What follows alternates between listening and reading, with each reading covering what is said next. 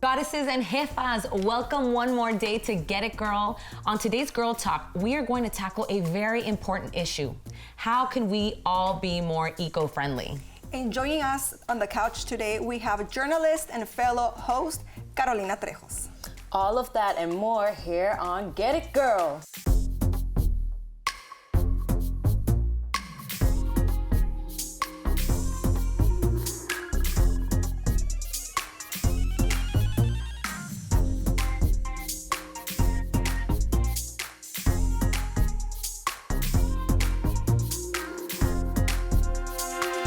All the fires in Australia, the Amazon, or California, without having to go way too far, there has been a lot of talk about how we as a society and individuals can be more ecological. In your life, what are some of the practices you think you can incorporate in your life? So that's a good question. That's a good question. My personal favorites are the 3 R's. It's the reduce, reuse, and recycle. Yeah, those are good. Yeah, I feel like great. in my case, I have to be very honest. I am kind of learning a little bit more. I unfortunately feel like maybe wasn't raised in like Definitely doing not. that right, more eco-friendly things. But nowadays you see more hotels, they're eco-friendly and all this stuff. So I feel like I'm in the learning path, the learning process of it. And just also, I mean, me coming from a health and fitness background, eating more plants, vegetables, even planting a tree, those kind of things, thinking of the environment as a reflection of us. And if our environment is healthy, we are healthy. I grew up, like in Sweden, we start recycle very early. Like even the schools, everything is well thought of. The water, the intake of how much water you use, compost, like, with the food and recycling, all that. So kind of when we're kids, we get like, they talk to us about that all the time. So it just becomes very natural to you. It's really natural. It becomes natural, and try to not, instead of use plastic, glass, think of how much of groceries do you need actually. I actually did, took advantage of a page, it was like a shark page on Instagram. They were giving free popotes, how do you call it? Popote straws. Yeah. So I'm like, you know what? I'm gonna take this, little step, and so they shipped them to me, and now I carry them with me. It's just something little that you can start doing to help the planet. Because straws are also pretty bad. Like I used to be in Tulum quite a lot, and they have the seasons with the turtles, and so you rescue turtles from being killed from sharks, but they also get killed by straws. And it just starts in doing things in our community. I live by the beach, and just going out and picking up the trash. Picking up trash from the beaches. And I think United States, just in general, we're such a consumption country. We weren't taught that. Like in Sweden, it's amazing. I mean, Mexico, I don't think we had a great thing either. It's very behind on that. I can see how people just, toss the trash, they're in the car and they just throw it out. And I think that starts from home, If I see my kids litter, I'll be like, you go pick that up and you put it in the trash. And I guess as parents, we have to, like ARTIFEX says, from a young age, teach them to be responsible and to do the right things, Yeah, and because even it's for them. Yeah, and even have you seen what Bill Gates is doing right now? Like the next step level, he's going to other countries and he's literally using poop to convert into energy to give light to an entire community. And that we got a lot of. Okay, you never think about it. You never think about the trash that you get away or just the, just that, number 2. You never think like that kind of stuff can be used. And I think it starts with us creating that movement, especially here in the United States, because I think in the United States, we're basically killing the earth right now. And this is why you see it with earthquakes, with fires, just in general, not only is nature bad, but our country is under a whole nother thing. And I think it's still a reflection of where the earth is. We are hurting. It's sad. We are hurting. And us as people who do maybe social media, it's our responsibility to try and tell our followers, we're doing this, small steps you can do or try this to make it better. Just the straws. Los popotes. I got from my mom, I got from my sisters because they were free. So you just sign up. They send you your steel straws and. Nice. Because actually, you also save money. You save money by doing all these things. You do. Just like planting. Like I know friends that have literally started to plant their own vegan plant in front of their house. So now you're saving money because you know vegetables, organic vegetables do get to be expensive. And you don't really know if they're 100% right. Exactly. Exactly. You're talking. Yeah, we're talking the same. It is, but it's so important. And just doing that, it's also good for just mental health. Planting something, being kind to the universe. Eventually, it's a great activity for kids to do that, right? Like everybody together in a community. For sure. I would see if I can do that with my kids. I know, with your daughters. Exactly. Am I gonna be bad or good at it? I don't know. I know, girls. Well, we need to take a quick break, but we'll be right back with Carolina Trejos. You don't want to miss it.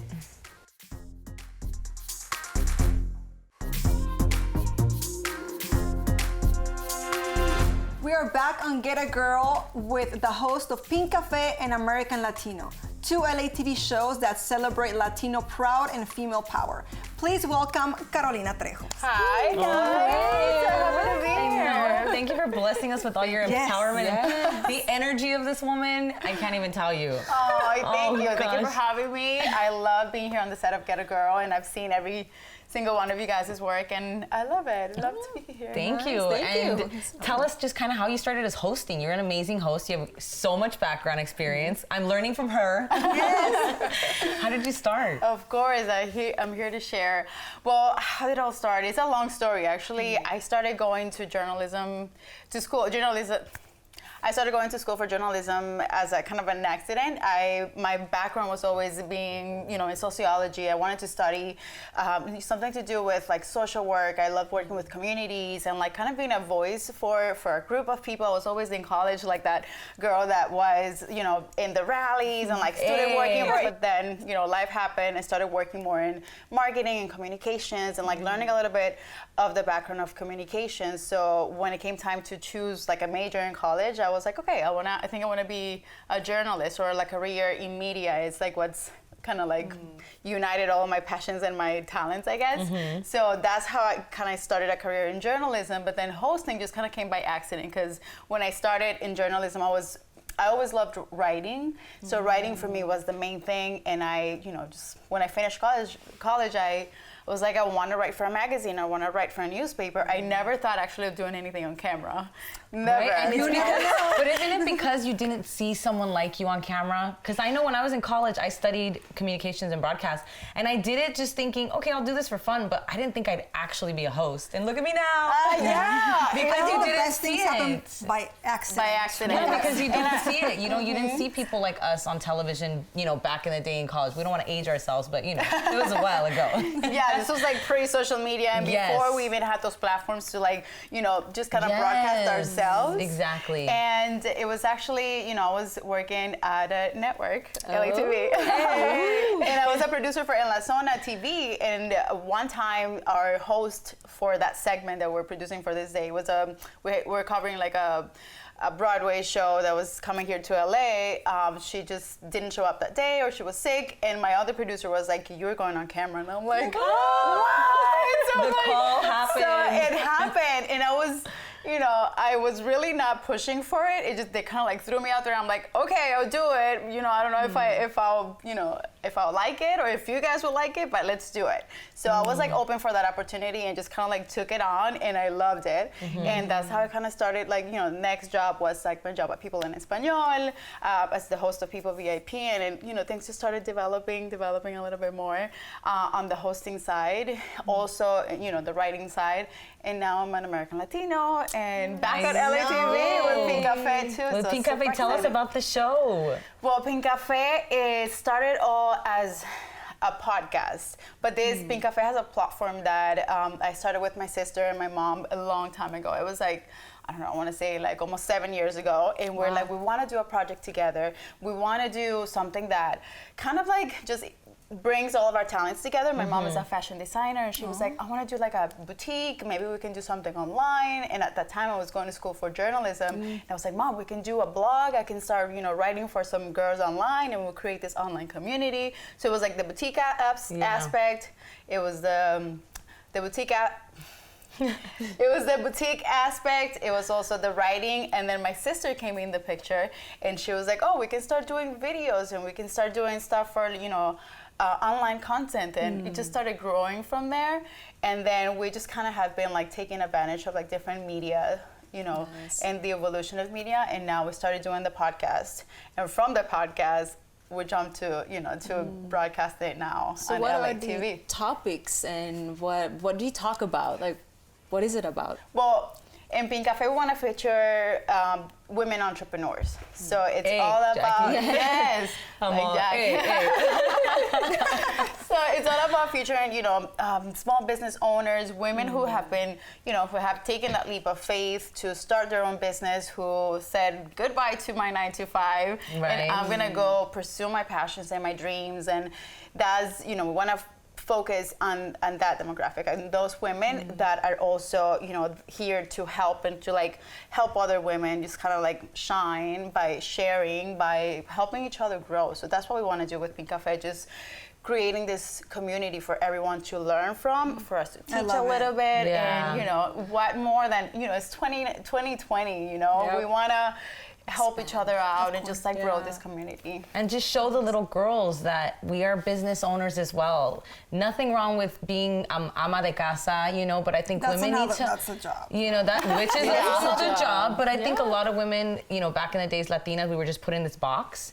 And I think there's so many different types of Latinas. And when we were in college, we didn't see people on television that look like us. So it's just amazing that you're able to show that we're also business owners. We also love the casa. Like anything is okay as long as you're happy, I think, with yourself. Yeah, Correct? definitely. I think it's just basically there's not one route or one way to do things, They, like, for example, when I started, I wanted to be, a social worker, but then everything just started developing into a career in media that I never thought that I would do, So one thing can lead you to the other, and nowadays, like, we have, kind of like that wheel where we can say, I want to take my career this way, and we have so many tools nowadays. I know. I love things like that. I want to be on your podcast. I know. Me too. Me too. We should collaborate. You guys should all come on the show and, record one together. We're all up for it. Yes. Well, we're going to take a quick commercial break, but we'll be right back with more Carolina. Stay tuned.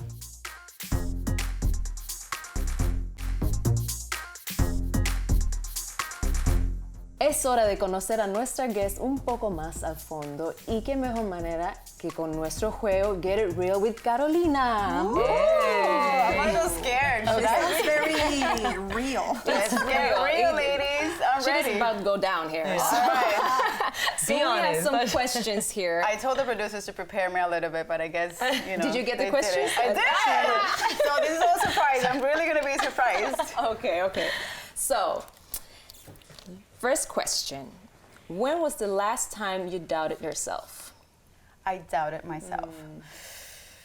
If you want me to be real, I doubt myself every day. Oh, thank you so much for saying that. I thought it was just me. No, girl, every day. Why do we do that? How do you overcome that? What is your way to overcome that? Because I struggle with it, like you said, on a daily. Well, we just have to kind of like have that thing in your dream and your vision very clear. I feel like, we wake up every day and every day is starting over. Every day you have to, I have this morning routine that if I don't do it in the morning, just kind of like my day doesn't go as I plan it. What's the morning routine? I try to wake up at 5, but then I'm trying like 5 to join that club. I'm trying to be part of the 5 a.m. club. Yes, it's my New Year's resolution. Exactly. I'm working on it every day, And that's kind of like my moment to like start my day. And yes, I go through this like doubts and like, is this gonna happen today? Did it happen tomorrow? Did I do well yesterday? Am I gonna do well? All these things, because we're human, we're women, it's kind of like normal, and it's not maybe you, it's el subconsciente that throws it in there. You believe in yourself, but then somehow el subconsciente is like, oh, you're not because it's like whatever you did yesterday, but then you just fight it like, no. And then do you work out or do you just do those visualizations? Work out also. And that's another way to just like let it out. Sometimes you have to like slap yourself in the, just like go running, this morning I was punching this bag at the gym and I was like, anything, even if it's physical or if it's like shutting out a word or something like that, just to like get it out of your system. Well, exercise does change your biomechanicals in your body. So hormones, everything, it literally transforms the way that you think. And those doubts are going to come every day. It's just a matter of catching them and listen. Not today, lady. It's not today. Well, okay, second question. Which was your worst breakup and why? Oh, Jesus. I know, right? You guys are really gonna make me reveal this. Okay, my worst breakup was like my last serious boyfriend. Oh gosh. Well, this was like actually 3.5 years ago. Wow, It's been a long time already. Yeah. Worst breakup, he cheated on me. And It's so painful, right? It's painful. I'm over it now, so I'm actually okay to talk about it, but it was really painful at that time. It was about 3.5 years ago. I found out that we went on a trip together, and that happened during that trip. We separated a few days, and then that happened, and then I found out when we came back.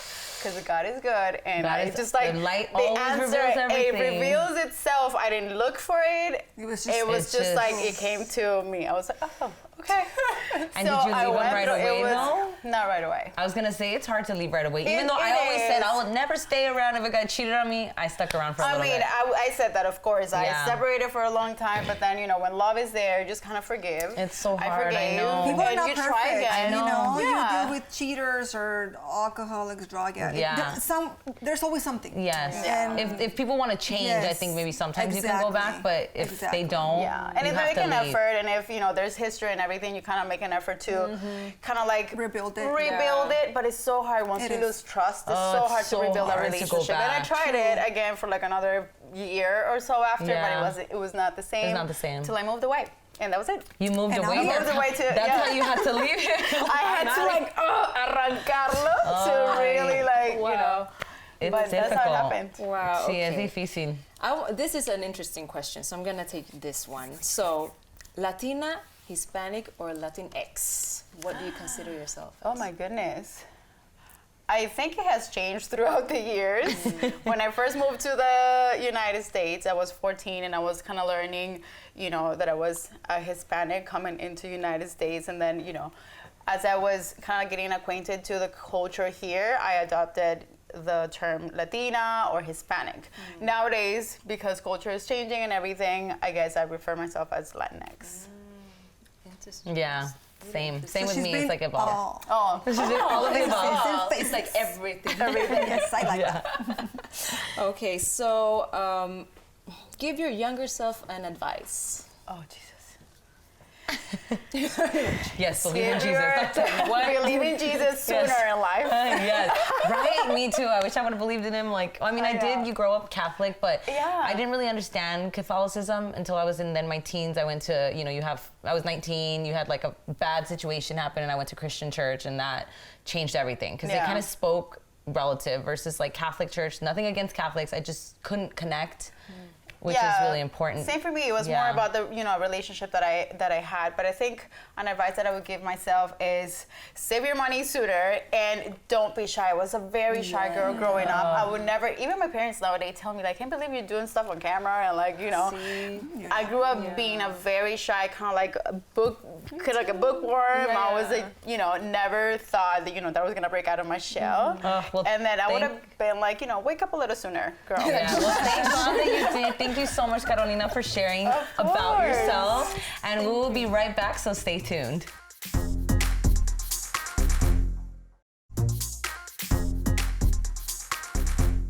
Speaking about the environment, Nat Geo released a documentary last year that we all should see. It's called Sea of Shadow and exposes a crisis our ocean is suffering. Check it out. What if I told you there is a Mexican cartel trafficking with the Chinese mafia over a fish bladder that is valued more than gold, and that because of that, a small type of whale is becoming nearly extinct? You wouldn't believe me, right? I know, I wouldn't believe me either, hadn't I seen Sea of Shadows, a Nat Geo documentary produced by Leonardo DiCaprio that left me with a severe case of eco-anxiety and even a more serious case of disappointment in the human race. Let me put you up to date. The Sea of Cortez in Baja California is, according to the UNESCO and to Jacques Cousteau, one of the richest marine biodiversities in the world. Or at least it was, until the Chinese appear in the picture. Apparently, the swim bladder of the totoaba fish is considered a delicacy in Chinese cuisine, and according to unproven beliefs, contains certain medicinal powers, like cure you from erectile dysfunction. How on earth a bladder of a fish would do that? And even if it's true, can't they use Viagra instead of killing thousands of marine species through illegal fishing? Seriously. The Chinese don't work alone though. They have partnered with the Mexican cartel led by Oscar Parra, terrifying local fishermen who have to go 200 miles away to fish because they don't want to get in their way. I can't blame them. This, guys, is the cocaine of the ocean. So a lot of corruption from the Mexican government is taking place. Even though Leonardo DiCaprio is behind this film, the true stars here are the Sea Shepherd team, the undercover investigators, and journalist Loret de Mola. These people basically put their lives on the line to do the right thing, so in my opinion, they're the ones who deserve all the stars in the Hollywood Walk of Fame. Big shout out to them. The documentary also follows a group of marine biologists who try to build a sanctuary for the vaquitas, who are the smallest species of whales, and they're suffering collateral damage from this crazy Totoaba quest. Because they have similar sizes, they get trapped in the same nets, and right now it's estimated to be only 15 of them.